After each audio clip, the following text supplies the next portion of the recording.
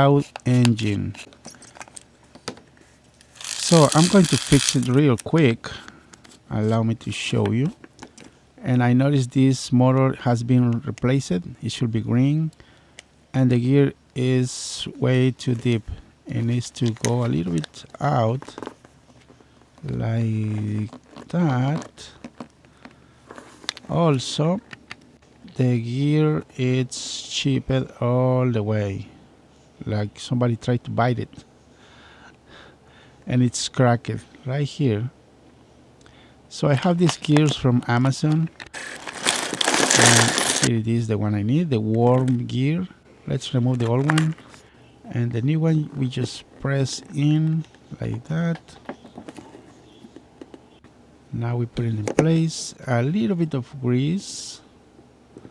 Now if you happen to have these parts like that, the lever goes this way. Like that. And this other piece, the metal parts go inside, the metal contacts, like that. Now let's put it together. Push here. Don't forget the coupler. Easy. What do you guys think about this? Now look at that. Quiet engine. Much better. Cool.